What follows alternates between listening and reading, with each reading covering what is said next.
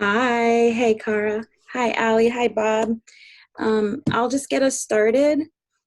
Um, and I sent out, can you hear me okay? Yep. Okay, great. Yep. I sent out an agenda and it's also online. I sent it out last night. And there's a number of topics that we can go through and would love to hear your thoughts on all of them. And input. So I'm going to just quick share my screen for the agenda. So under Blaze website, Wisconsin Smart Start, under the Bell tab, and then, okay, so what I thought would be great for us today, I know I've heard from some people and they said they couldn't make it at 10, but they're gonna watch the recording, so that'd be great for people to catch up that way. I'd like to just do a quick review of tournaments, the Recruit Wisconsin that we held, and then just some other issues that came up, the mask mandates, CDC, what we found that both say, something I'll bring up that I ended up doing on behalf for Blaze, but also for our group. And then just a request to update the director's spreadsheet, something that Adam Malik from the Crusaders had pushed out to me as an idea. And then the fall winter ideas, with everything going on in the change of the season, it would be great to hear what people are thinking about doing, what ideas they have, and kind of compare those and see what's feasible to help our athletes moving forward. I also threw out in the notes section here, it's part of an email that I sent out to our families. I went online to just see what all the schools are doing in our area for going back to school, and I listed those here and the links to all their reopening plans. So, so for right now, I'll just quick start on Recruit Wisconsin and an update on that. It will be, I apologize, just close this. It will be a little short because I didn't want to show numbers until we had final numbers, because there's a few bills still missing, so we don't have those put in there. But overall, I'm glad Cara's here because she can help talk about it a little bit as well. But so Team Wisconsin, just to go back a little bit as a reminder, when all the directors were connecting and communicating, everybody thought it was a great idea to have something during the week of the 20th to give directors and teams the opportunity and option to run their teams in a tournament that week. That's the typical viewing period, rather than going out of state like they would normally do, just because of parents either financially wouldn't be able to do it, or it'd be too much on them. It'd be one more travel. So we asked for volunteers, and we one-on-one Milwaukee with Mary, Team Wisconsin with Cara, myself with Blaze, and then Todd Borowski and Allie LeClaire volunteered to just run a tournament. So, and then we tried to do things that would be more beneficial for families and the clubs to keep the costs down. So Cara, do you want to talk a little bit of kind of how it all finished up in terms of numbers of teams that ended up coming and more? Yeah, and I think our final numbers were right around 60. I think we got even close to 70 at one time, but we had a few had to pull out. Yeah, I think that was about right. I think we were at like around 63, 66. Yeah, and I think personally, I think it was just a really great event. I think we had a great turnout of teams from Wisconsin.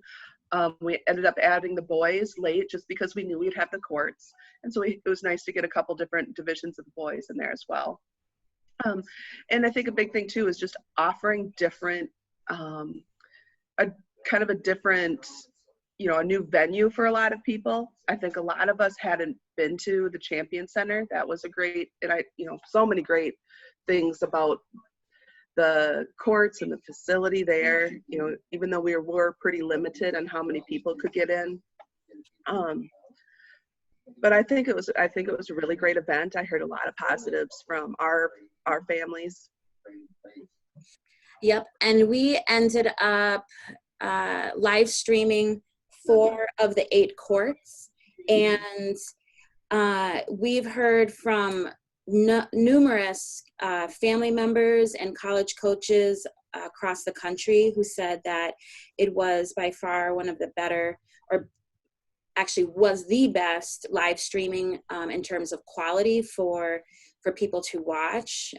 So a little kudos out to Matt Slobby from Wisconsin Academy, who gave me the idea of checking out Meredix. So that's the platform that we ended up using.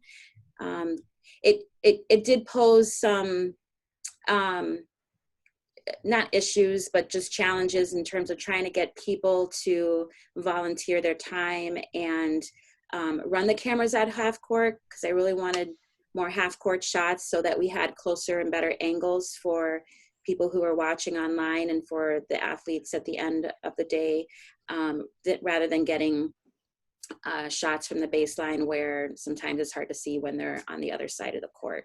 So, but it was, and that footage is still out there for people to access.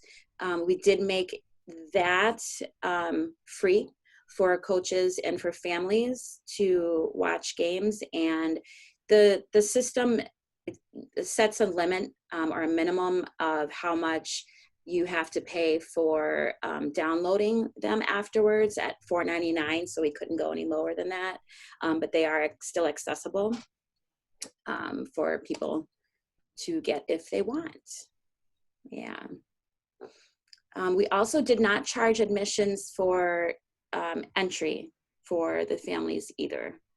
Decided just to forego it this year. And pretty much what we're finding, what we're talking about doing is, we thought it was so great, and the coaches loved it. We had a networking event, would have loved to have more people there, but we ended up with the numbers that we thought around between 40 and 50, and we had coaches gifts just to say thanks for coming. And we did oh, I don't have my little book. Cara, do you have your book? Oh, it's the little portfolio. Oh, you do? She must like it. It's right there. Oh, you have so many notes. Oh, you're on mute. I gotcha. Oh, shoot. I can't unmute you for some reason. Yeah, it's full. That's what I did all my notes on for the Hardwood Hustle. Oh, there you go. It's full. Yeah. So we gave coaches that, as well as, I think some also got the charger where you can put your phone on it. I think for sure college coaches got that as well. So with the logo to remind everybody that, hey, look for it again next year. We are, it was very successful for a lot of great reasons, and so we do want to run it again. And so it's a reminder to look for it, but also for the recruiting aspect, we did the sports recruits. If anybody has any feedback on that, I know that athletes received access to sports recruits for a month for free. The coaches were able to view their profiles, and we did push out all the coaches who did give us rosters and details that got into the hands of college coaches. Both if they showed up physically, they got a hard copy, but they also have continued access on the event beacon through sports recruits. I have extra photocopies of these PDFs. I'm actually going to take some time to send out all those athletes' profiles and data for all the teams from Recruit Wisconsin and our Hardwood Hustle tournament to more college coaches that weren't registered to make sure that they have access. So that way, hopefully it'll generate some opportunities for your athletes. Anything else you want to say just in terms of the tournament itself, Cara? No, I just think it went really smooth. I think it was just nice to have everyone there. And I think there was a lot of really good positive interactions between the teams, and it was between the coaches. I think it was huge, and everyone loved it that parents are up above and they couldn't go down below, or fans, I should say. So that was really, I think, it just had a really good atmosphere, I thought. There wasn't, you didn't hear people yelling and screaming at refs or screaming at their kids, or it just seemed like a really positive atmosphere. Yeah. There was one parent. There was one parent who got kicked out, I heard. So he must have lost, and he was like bending over and yelling at a ref over the railing, and the ref looked up at him, said, "You're out." And he left. I agree. It was really, really great for athletes and the coaches to be able to interact. I love being able to work with Cara and Mary and the Legends group. That was a first for me. So it was a blessing to be able to make all of these connections, because it's been a lonely journey all these years. So just to kind of get to know people, where they're at, what their beliefs are, and how they run their organizations is cool. Financially, I know that we will either more likely break even or lose a little bit.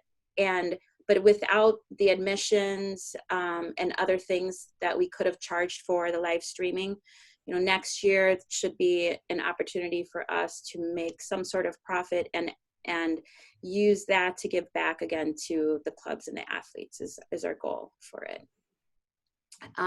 Scott, your athletes ended up going too. How did you feel about that tournament? Yeah, I thought it was good. No, I think under the circumstances, I don't know how it could have been much better.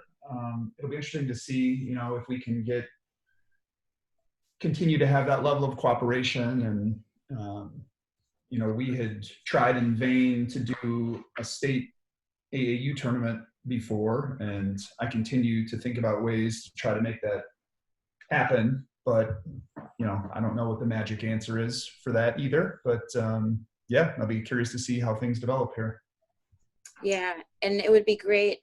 I know we had lost a few teams because of COVID, unfortunately, with just some positive tests. And if we can get all of our clubs to participate and more others outside of the state, and keep that competitive level high, and have a number of different divisions at each grade level, that's really would be the best for the events and the state. So yeah, I can throw this out to you guys here and see if anybody has any feedback. But one of the things that I'm kicking around is doing a tournament and running it kind of like a co-op, I guess. And logistically, you probably have to charge people and then refund them, assuming they participated and didn't forfeit any games. But in Minnesota, the way they pull it off is they've got, the big clubs have got a financial interest in participating, and then all the small clubs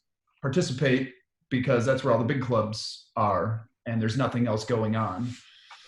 So I don't know how to bring it about here exactly, but it seems like running an event where nobody really makes anything financially from it and everybody kind of shares equally might be the way to go about getting a state. I guess it probably wouldn't be AAU because, I don't think you have to be an AAU club necessarily. And I know there's a history of having AAU tournaments, but it seems like there's a lot of clubs that don't get that necessarily now. And I wouldn't want to exclude them. But in any event, it seems like you would need some sort of core group of teams that were in on the co-op, and their teams get in free ultimately or something like that. I don't know, just something I'm kicking around. If you guys, if there's not if there's not a groundswell of support for it, it doesn't really matter to me. It's a ton of work with no financial incentive. I just think it's a shame that we don't have a statewide tournament the way Minnesota and Illinois do. Scott, what timeline of the year are you thinking for that? I don't know. I mean, opposite whatever Minnesota does. So they're typically in the spring, but I know Elite's got a big tournament. I wouldn't want to go opposite them. You've got unknown exposure periods. And that's the sort of thing where hopefully if we had more cooperation in the state, we could all run bigger events and better events. But historically, there's only so many weekends, so many clubs to go around, and we end up with a bunch of little smaller fractured events. Well, I'd be willing to talk more about that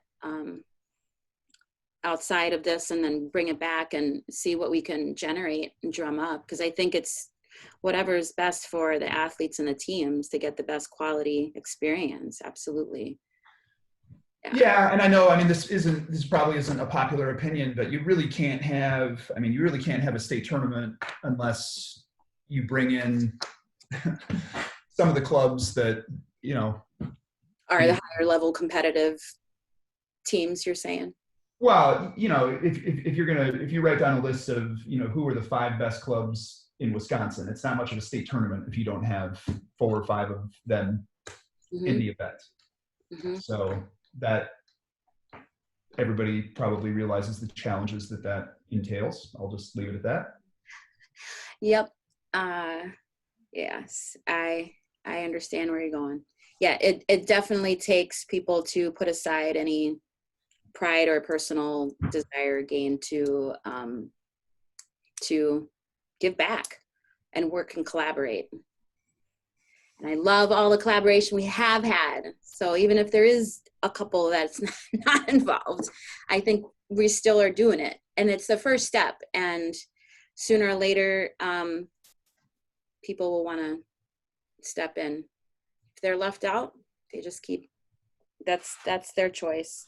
Yeah, and I have a comment on that too, because I know there's some negative sentiment, and I get it towards clubs that don't participate or don't do their own thing. But at the end of the day, I think every club's going to do what they feel is best for themselves, and we may not understand it, or I certainly can't understand what clubs are doing it. But my hope in running an event is that it is so appealing that they have no alternative but to want to participate. Whether it's convenience, competitive level, affordability, or if they have like some kind of profit share in it. And that, I guess that's what I keep coming back to, is how could we create an event that checks off all the boxes on all the excuses that people legitimately could have. And even if you do that, you're still going to have some clubs that just, and we may not understand, but you're not going to find something that's appealing to everybody. So as great as the recruit Wisconsin thing was, I get it. There's always going to be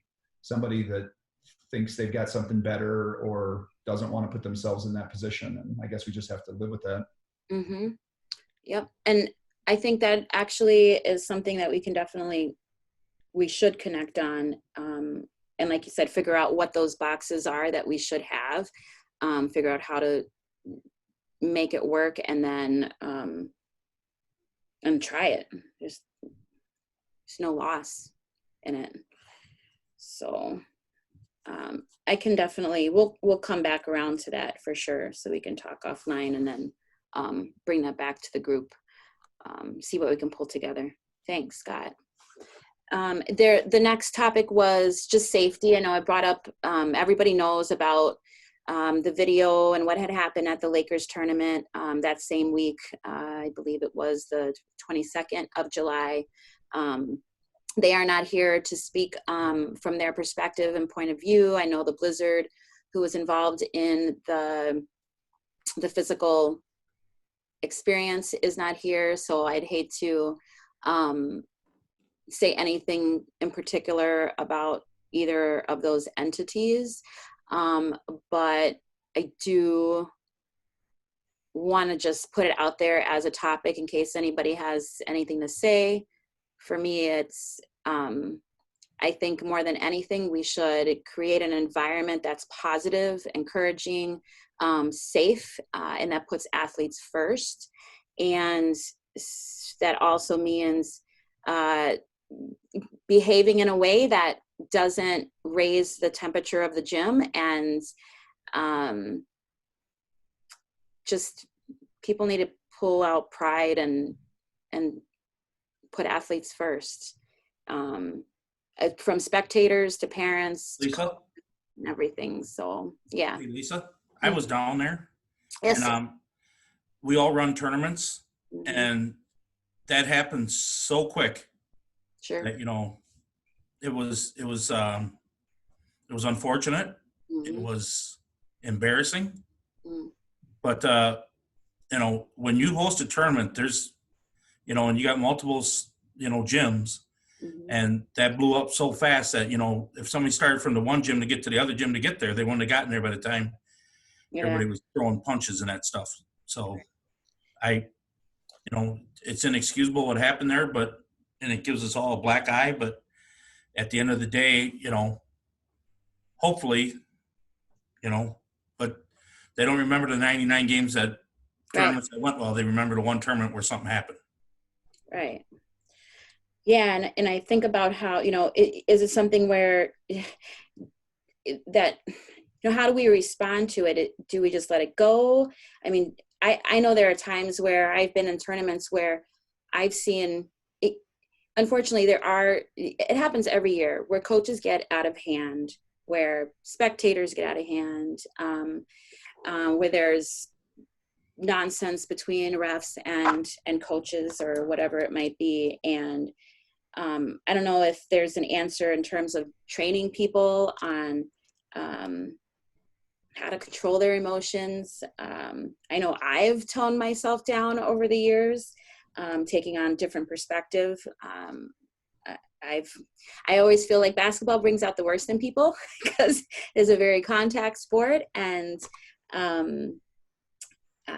so I've even changed my coaching strategy because I've just personally taken a better perspective on being able to kind of keep the bigger picture during those heated moments, and what are we trying to teach our athletes. So I don't know. I don't know what to say about it at this point. It was very sad. It didn't start with a coach or player. It started with a parent.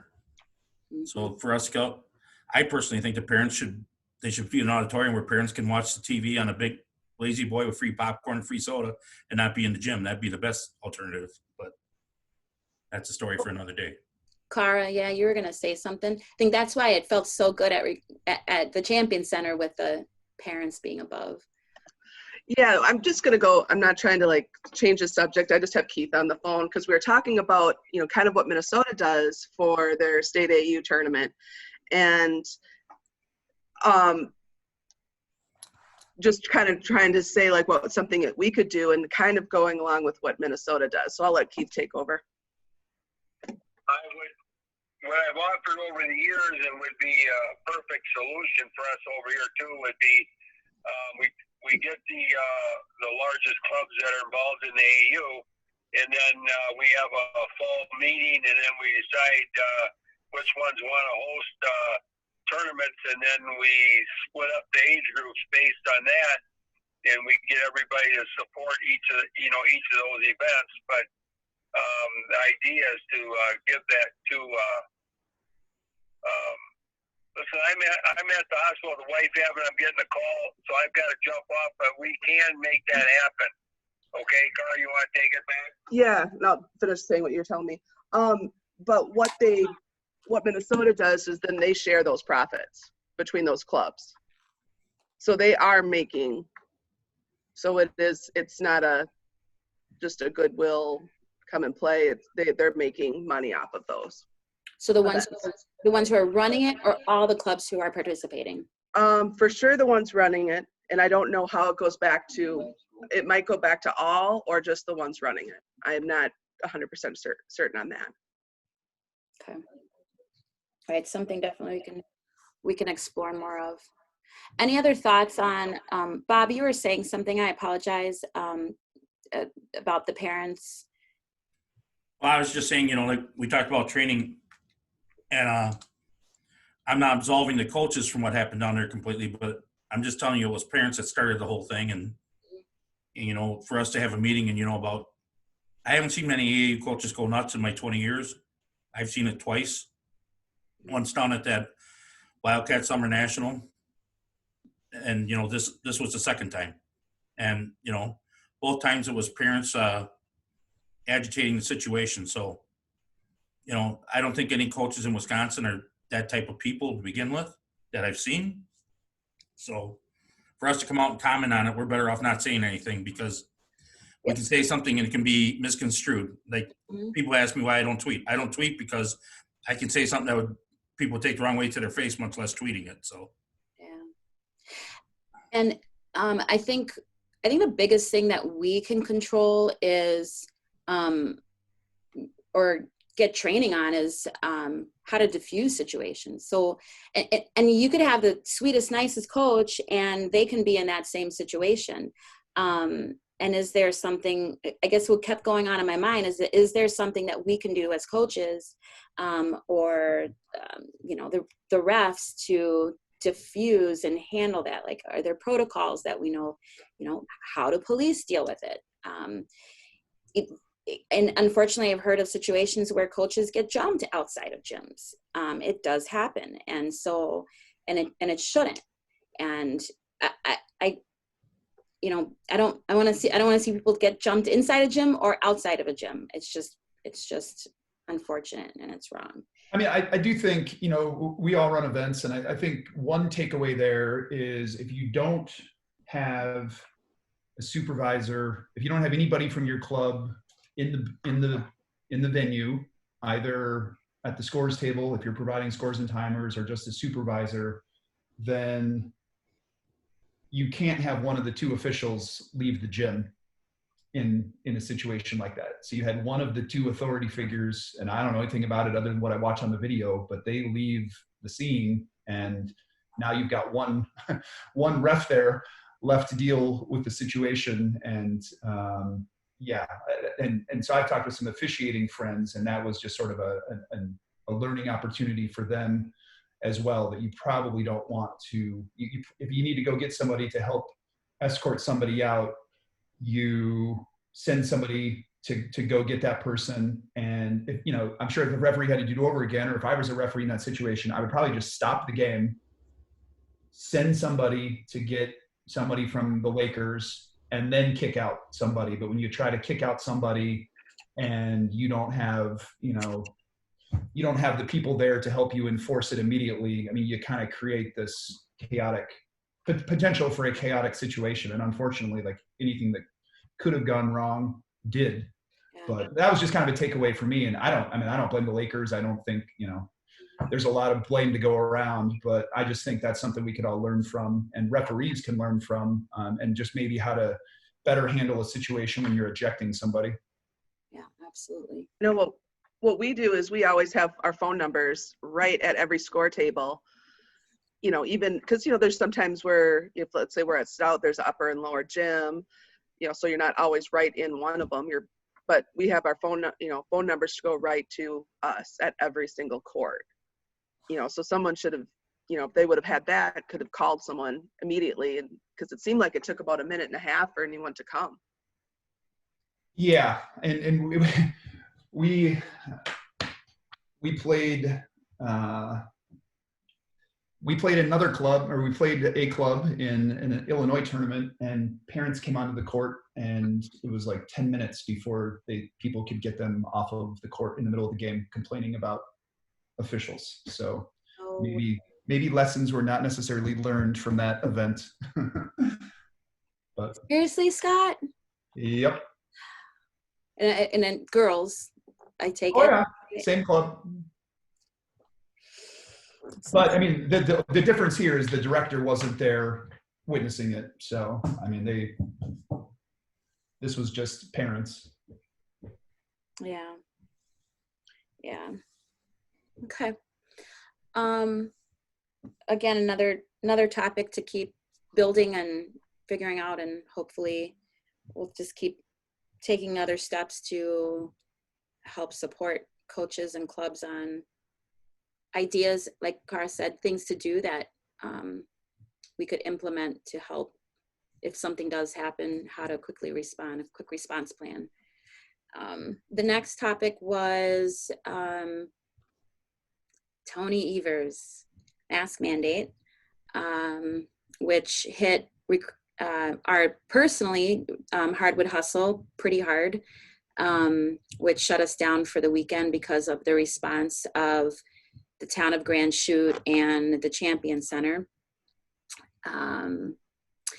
So just again, opening up this topic, it sounds, please let me know, it does sound like Champion Center is still requiring masks of all athletes, including when they play, and other facilities are allowing them to have freedom to take them off when they play. Is that right?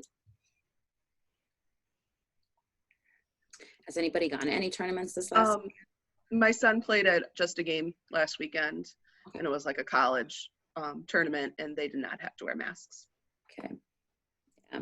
But I thought there was something where you could go, I mean, part of the thing with the Wisconsin mandate refers back to the CDC, and it says something about if you are involved in activities that make it hazardous, then you don't need to wear a mask. I thought there was some type of kind of a loophole within there. So I didn't know if that's how some of these facilities can run it, where they don't have to wear the mask while playing.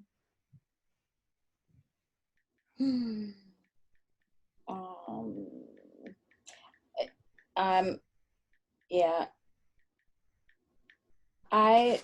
In looking at the mandates, I know they do say that kind of the exception is if you have a medical condition. Where we got stuck is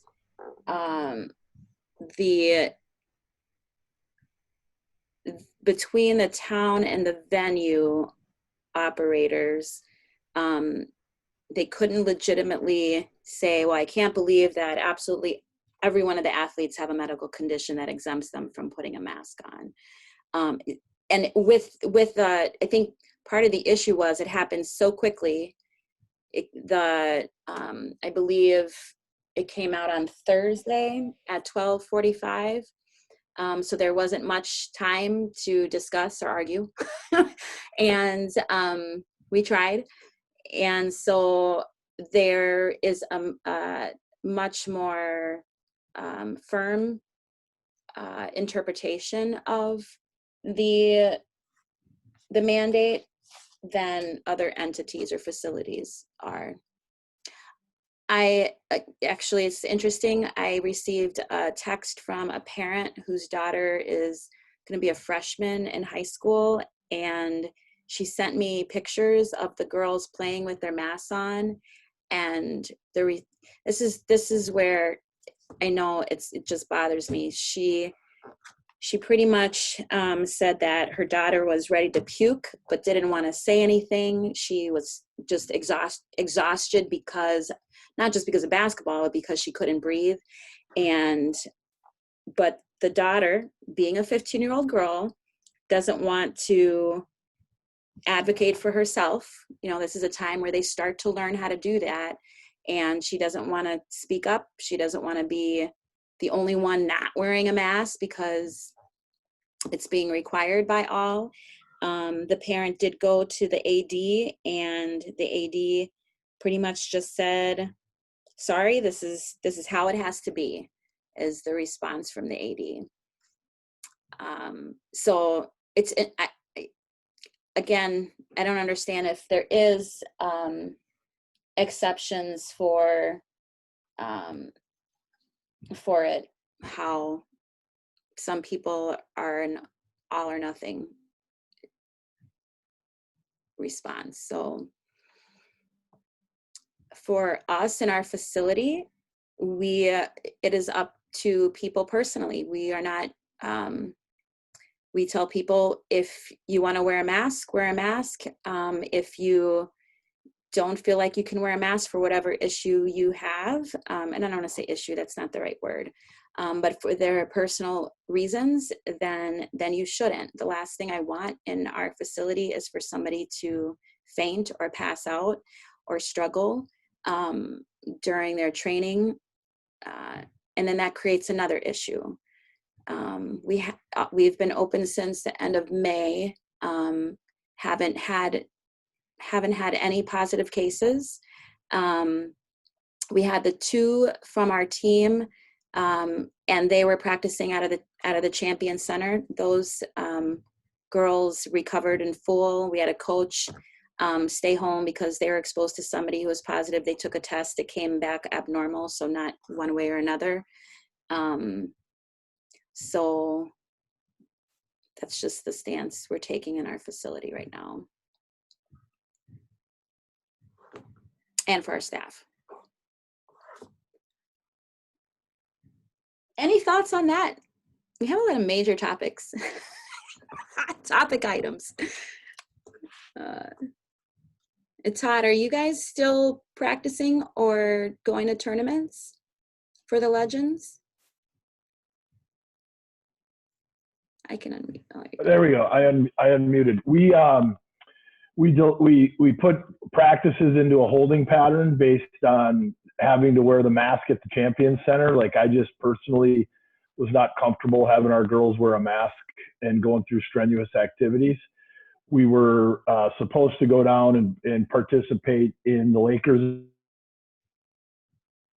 and then Ellis canceled that because they were going to have to wear a mask, which I don't, like, I think center court is still going. I apologize, I missed the early part of the call because I was on another one, but I think center court is still going without a mask, but there's other areas that are mandating it. So I still want to do another 1 or 2, but I just am not comfortable asking kids to go through strenuous activities while wearing a mask. It's just my position, right, wrong, or indifferent. Corey, how did your athletes end up? I know I probably shouldn't say it. I'll let you speak. So you can say what you want to say.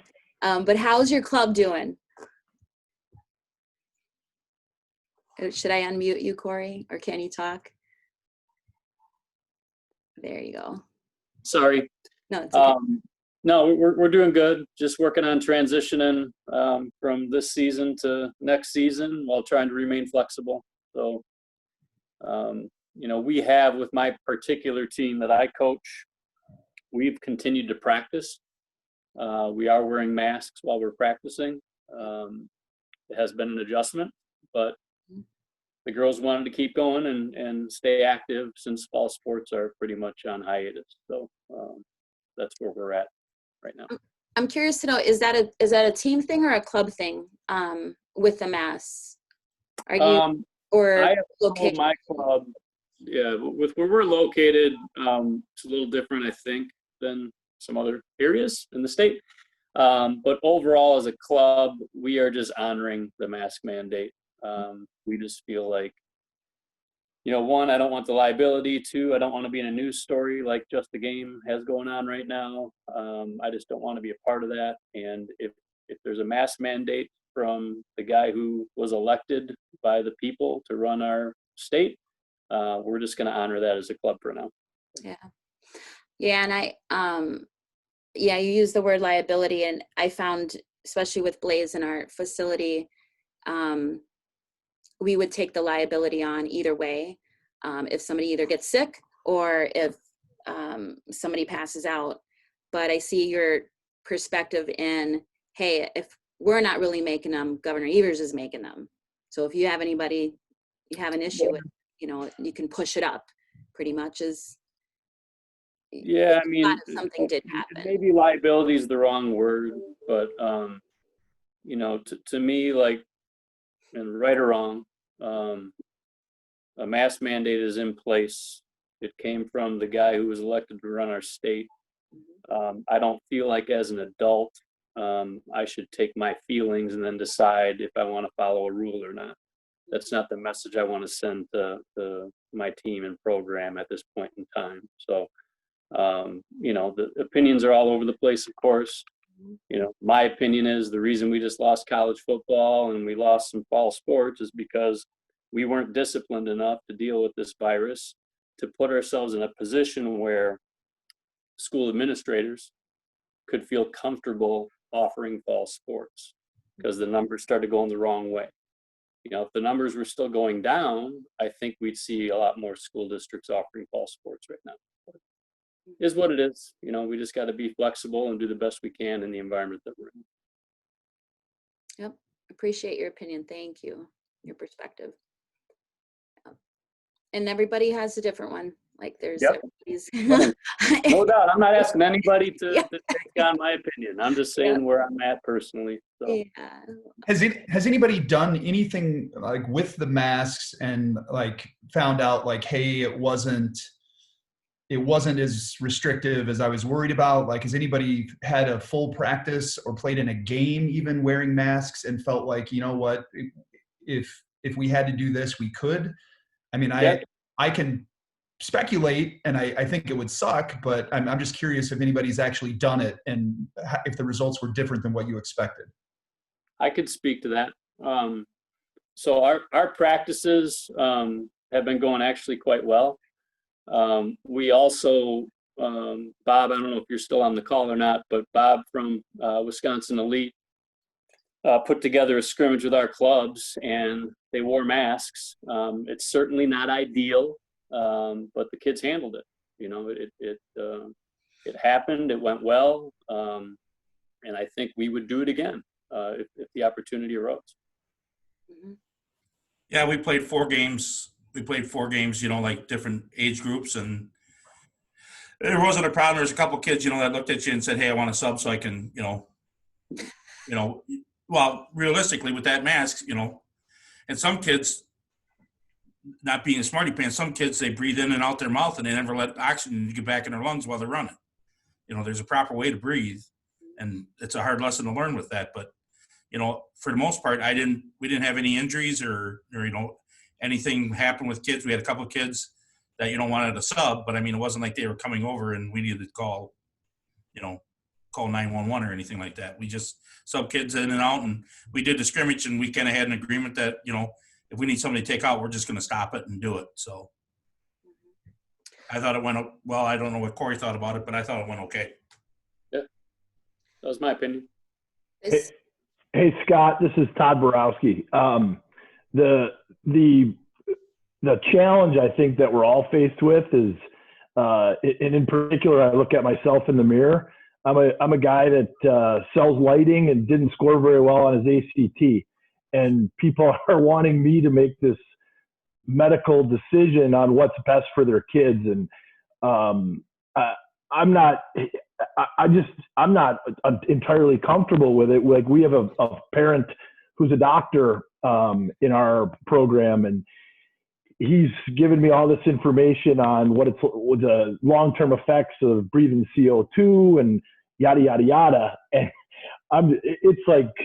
it's numbing, right? Where I go, all right, well, shoot, I don't know. Like, all I want to do is give your kid a chance to dribble a basketball, shoot, and have some fun with their friends. And that's where it's been really difficult, is trying to wade through all of that information and make the best decision for the kids. So, I give Corey and Bob credit for having the courage to do it and play and let their kids experience it and everybody make their own decisions. But it's a challenge.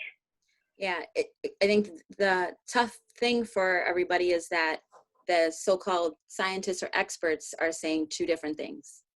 So when they can't agree, how do they expect the rest of us to be on the same page? And it's unfortunate. And every state is different. Every school district is different. Every conference is handling it different. Some conferences have shut down and other ones are saying they're not going to make that decision or not make the decision yet. So it's interesting. But what I like to go back to is our next topic, actually. I'll share my screen again. What I would love to do is gather data. Adam Malik had reached out and said, oh boy, I don't have the picture. I'm gonna have to, oh boy, let me see if I can. What would be interesting is, what was our experience to date? Did we have a lot of athletes testing positive, getting sick? And none of us wore masks. None of them wore masks. We went through 2 months of competition. We traveled out of state. A number of teams did. A number of clubs did. What was our experience? Because more than anything, that's actual data. That's something that we can use to go, hey, what actually happened, and what's the real story, rather than, again, people being concerned or making decisions based on what they think might happen or what they think did happen. So if you go to this director's updates link, which is also this link here, I don't know if you can see it, but this green button on the second tab, and again, this is, I hope people will do this and not worry about putting this out, because there's no personal information, no names or anything. But Adam Malik from the Crusaders recommend that we do this and then create a graphic that shows, well, here are our numbers for the state of Wisconsin. We have this many number of athletes. These are the numbers that tested positive over the last 2 months of competition and playing. How many have recovered? And I threw in all these columns to try and get the data we needed. But for our, just as an example, for our organization that has about 300 athletes, that's with volleyball, and we didn't have volleyball competition, but we did do trainings through our gym during this time, in addition to our basketball teams competing and traveling. We only had 2 positive cases, and there were some families whose kid got a cold, or they had some symptoms. They weren't really sure, because everybody's, hey, if you have a symptom, you're staying home. So they ended up getting tested, but it came back negative. So and that was only actually a few, I think maybe 2 or 3 at most. Other people decided to get tested just to see, and they had, and nobody tested positive. So it was very in the very beginning, we had 2 athletes test positive, and actually this one coach, it wasn't even a positive test, it was abnormal. So the number of participants who in it, Scott, you might have to look at this to make sure I did the math right, because I'm not the greatest coming when it comes down to percentages, but it was about 99% of our athletes had no cases. And were healthy and fine. And more than anything, our families were grateful for the experience, the time they had, the physical, the positives for their kids to be able to run up and down the court and get healthy again, mentally and physically, because they said the shutdown really impacted their kids negatively. And I knew it was true the farther on I went, because we didn't have any complaints this year. People were legitimately just thankful that we gave them an opportunity to just move forward a little bit and participate in athletic activities. All 3 participants are fine. Who, again, 1 was abnormal, 2 tested positive, nobody was hospitalized. And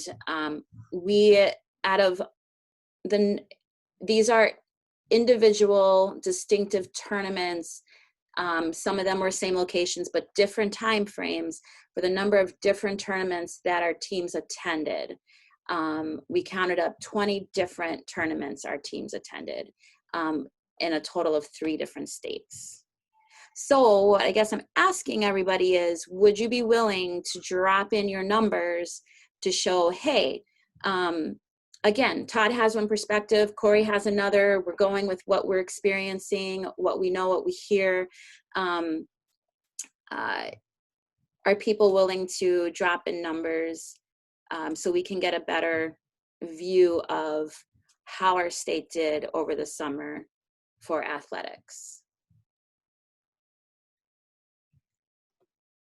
I'm just wondering if you would want, because like anybody could go on and look at that, that to have more anonymity of the programs, if you'd get a better read on numbers, like even if, so someone looked at it, they can't see that, oh, you guys had someone that, one of your coaches did. And then another program, maybe like if you assigned numbers or something, I think basically where they can't see the names of the programs might be better. Would be even better. Okay. Yeah, I can adjust it for that, to do that for sure. Yeah, because I could just see where programs would be leery to do that, just so in case another you don't program. want to be the story. Yeah. Yeah. If they had more than one, or if they had 5, oh, your coaches did, and yeah, I can see where it can go sideways. So, okay, I'll work on that. And I apologize. I wanted to quick pull up etymologic.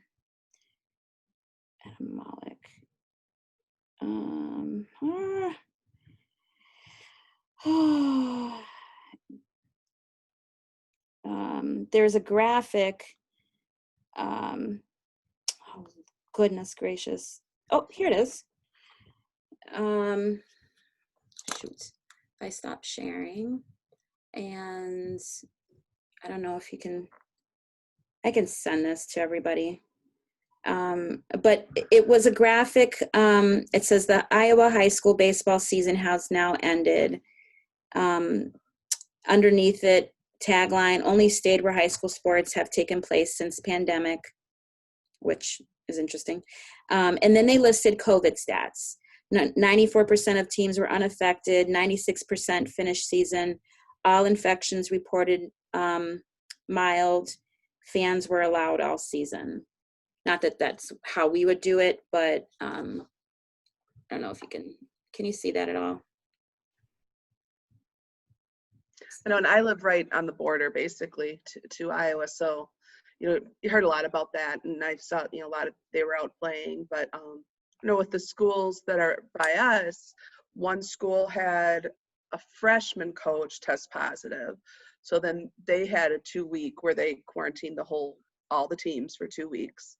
And then another school had, I believe, like a brother of one of the players test positive, and then they quarantined for 2 weeks. So that was just 2 of the ones in the Dubuque area. It goes Dubuque, Wallard, and then Western Dubuque. And those weren't, so those would be counted as like positive, where their seasons were affected. And that wasn't even with the players. It was a coach and then a relative of a player. And that's what, that was what they did. So even that makes me think those numbers are even, when you only had 96% of 96% of teams weren't affected by it. I mean, and we're able to finish their season. It's pretty great. Yeah. And Iowa hasn't had the same, restrictions, and they were a lot more relaxed on a lot of their things, since the beginning of COVID than Wisconsin.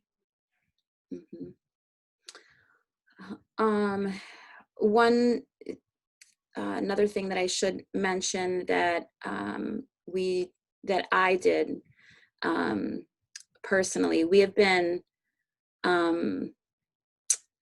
financially impacted a lot with running a facility, with the changes, with the mandate, with the tournament. We've had continued losses since March. And so I'm just sharing my screen. I did reach out to the Wisconsin Institute for Law and Law and Liberty, excuse me, Wisconsin Institute for Law and Liberty to, let me go here, to I requested legal assistance because what I'm finding is that there have been a lot of relief for different industries, but not our own, not the sports industry. And I don't know, where all the other clubs are, but I'm looking into whether or not there's something that we can do to get help financially. One personally for us as Blaze, but also looking at it from a whole industry in our states. I haven't heard back from them yet. They said it would take 10 days to get a response, and I put it in last Monday after the mandate went into effect, just so you know. And if anything comes from that, I will let people know. Okay, last big topic is fall winter thoughts. A lot of talk going on whether or not schools are not going to have fall or winter sports. People have mentioned running leagues. How do people feel about that? Good, bad? Are you going to do something? Do you want to try and do something together? What are your thoughts? Have you had conversations on that topic?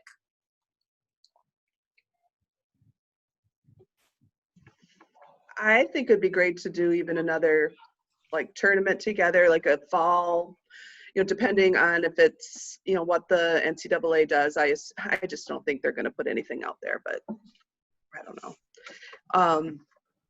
And then just kind of asking too, what is out there right now for the fall? Like what events are currently like on the books? I know USJN has one.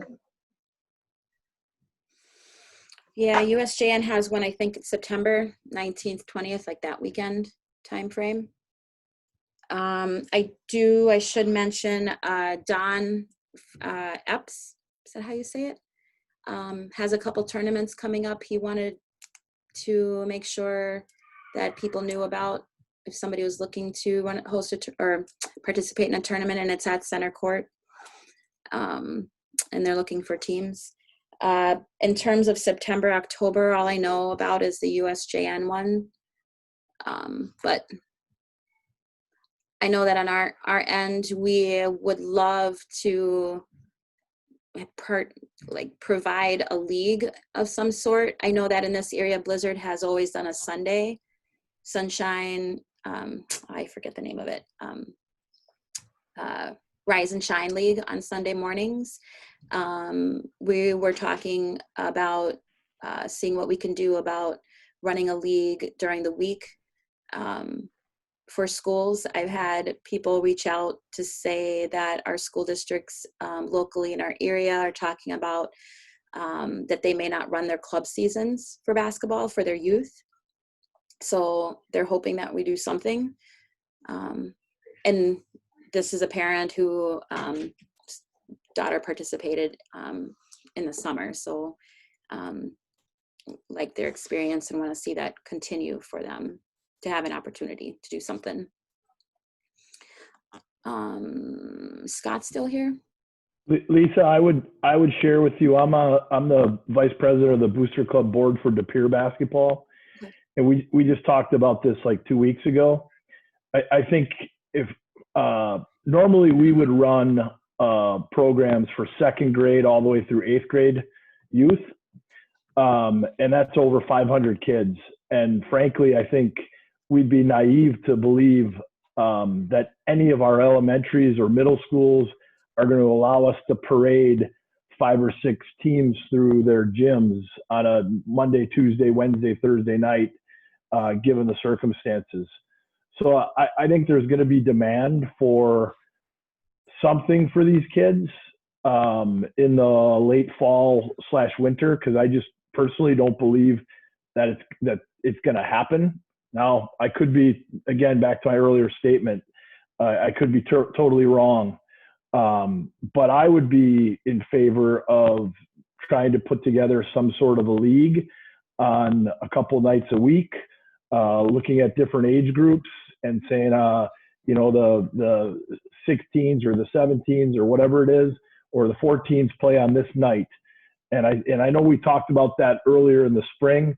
I think there's some creative ways that we could pull it off, where there's a northern division and a southern division or something along those lines that maybe works out for everybody if people are interested in doing that. It would take some time and some logistics, but I think that there's definitely some value in considering something like that.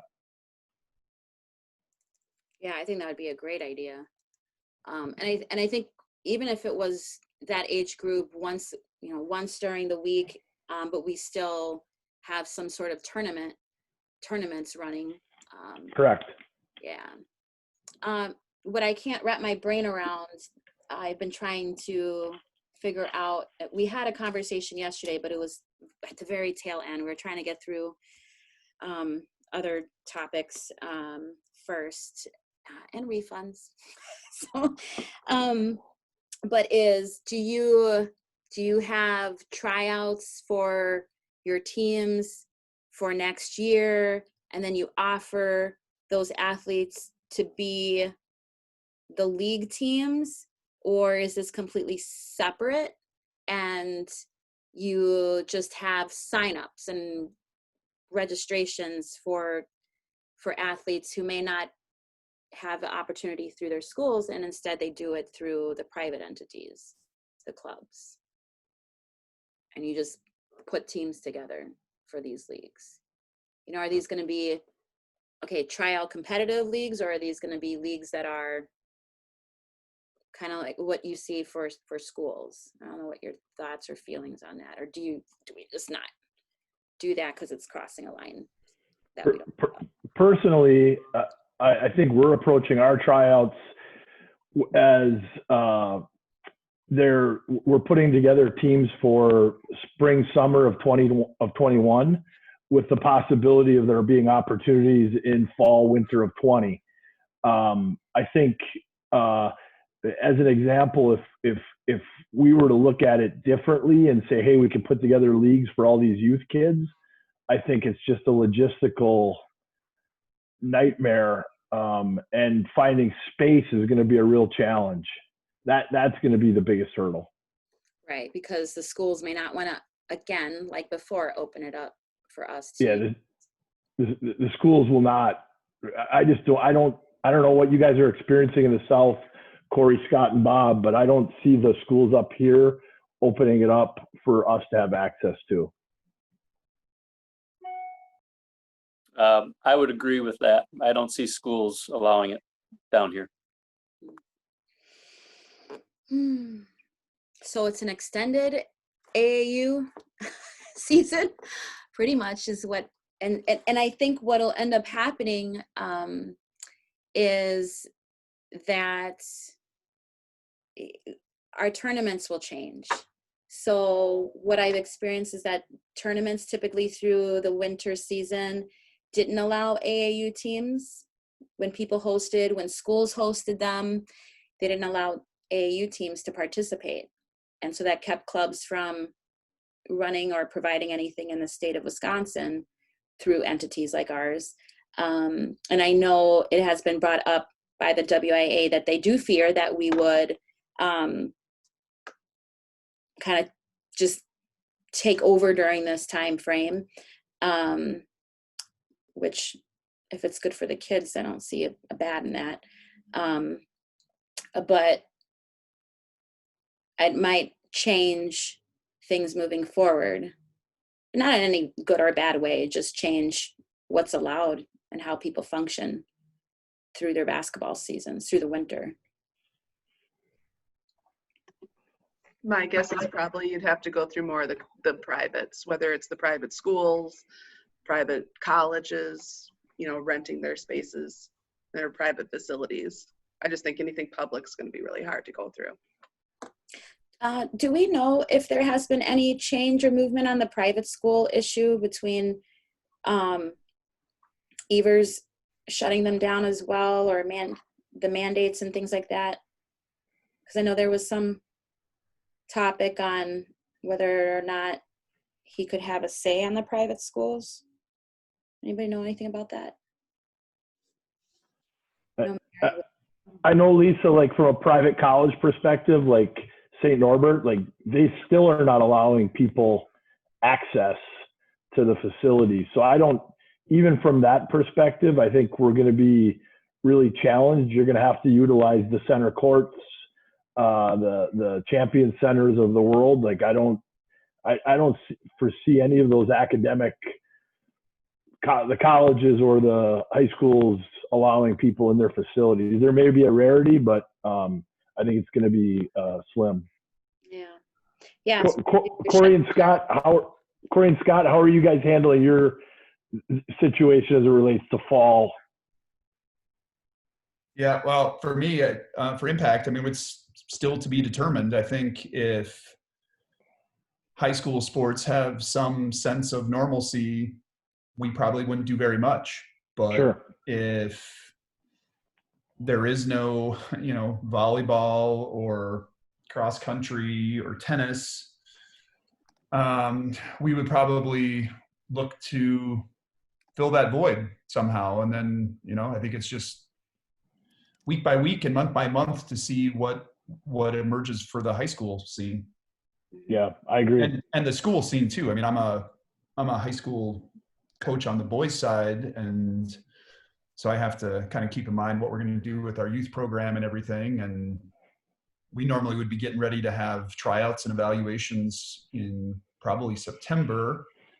And early. There's like big leagues. I mean, really big leagues down here for boys. Like there's probably more than 100 teams at every grade level, and they're split into 4 or 5 divisions, each which has 20, 24 teams. And there's just a ton of high schools and public facilities that are used here for all those youth leagues. And I mean, I don't, all that's in flux, so I don't, as a high school coach, I don't even know if I'm going to have a youth program. And if I don't,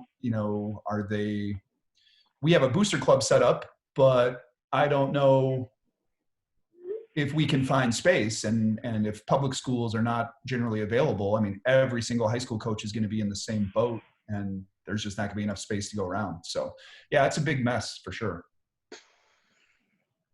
Todd, I would echo what Scott said basically about fall and winter. We're in the process of transitioning and putting rosters together for our spring and summer of 21, and with the idea that we're going to remain flexible and do what we can to offer opportunities and with our club teams in fall and winter of 2020 if it arises. But like Scott said, that could be a week to week kind of thing. We just got to remain flexible. Okay, I think everybody's in that same spot. So Scott, as a varsity boys coach, are you, I mean, what I kind of explained about what we're going through with our youth program for basketball at De Pere, is that similar to what you're thinking on your end as well? That it'll be tough to get youth programs going through your normal channels? Probably. Although we're in Waukesha County, which is. Oh. I got it. Corey, you got to mute. I got him. Oh, okay. Although we're in Waukesha County, which is pretty aggressive, our particular school district is being pretty cautious. And so I don't feel like where I coach, we're going to be on the leading edge of participating in things. So just speaking for my specific high school, I think we're going to be a late adopter probably to anything that's going on. But I would think that in this area, maybe not Milwaukee County, but Waukesha and Washington County and maybe Ozaki County, I would think that opportunities will spring up here as soon as they are available. And I think most youth programs are run through non-school entities, and maybe they have to be, like either a 501c3 or some kind of booster club. Right. And so they at least have the structure in place that they could, like our Eisenhower, where I coach, we can't hardly do anything if we're in charge, but nonprofit entities can come in and rent the space. I mean, they've been doing that for a couple months. So in theory, I suppose our booster club could come in and say, we're not a school entity, we're going to use the space. I probably couldn't be involved. They probably draw the line with, technically I'm a school employee. They probably don't want any crossover there, but we haven't quite got to that level of creativity yet. But, give us another month or 6 weeks and, I want to get our boys in the gym too. Sure.